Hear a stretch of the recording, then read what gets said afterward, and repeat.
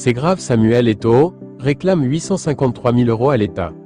Pour survivre, le championnat d'Elite 1 et MTN Elite 2, première et deuxième division camerounaise, a besoin des subventions de l'État. Samuel Eto'o, président de la fédération, FECAFOOT, est monté au créneau pour demander la somme requise. Dans une lettre adressée à Ferdinand Ngo, secrétaire général de la présidence de la République, Samuel Eto'o a officiellement demandé le soutien financier de l'État pour l'organisation des championnats professionnels MTN Elite 1 et MTN Elite 2 de la saison 2024 à 2025. La correspondance du président de la FECAFOOT, datée du 20 novembre 2024, précise les besoins financiers nécessaires pour assurer le bon déroulement des compétitions pour toute la saison.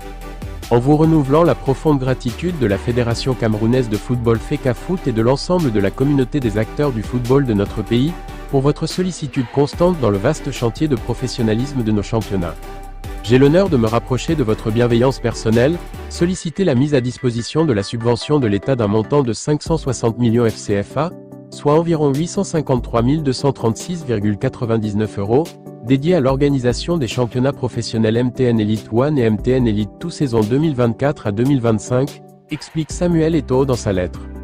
Le coup d'envoi du championnat a déjà été donné au stade de Mélon. La saison du championnat MTN Elite 1 2025 a officiellement démarré samedi, malgré l'absence de subvention.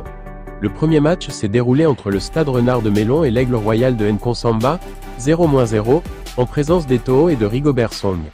Face à l'engouement, des spectateurs ont même été aperçus grimpant sur des arbres pour assister à la rencontre. La FECAFOOT, sous la direction de Samuel Eto'o, ambitionne de faire de cette saison l'une des meilleures jamais réalisées. Le président de l'instance veut voir ses championnats nationaux se professionnaliser. D'où le besoin d'être dans des conditions économiques optimales. Si la subvention demandée est obtenue, elle pourrait être déterminante pour atteindre cet objectif, qui semble urgent, les clubs accusant de graves retards dans le versement des salaires. Rappelons qu'au classement quinquennal des championnats de la CAF, le Cameroun occupe la 19e position. Depuis la nouvelle formule de la Ligue des champions de la CAF, aucune équipe camerounaise ne s'est hissée en phase à élimination directe. Et il faut remonter à 2013 pour voir le Coton Sport parmi les 4 meilleures équipes africaines. La Fédération camerounaise de football a un sacré retard à rattraper.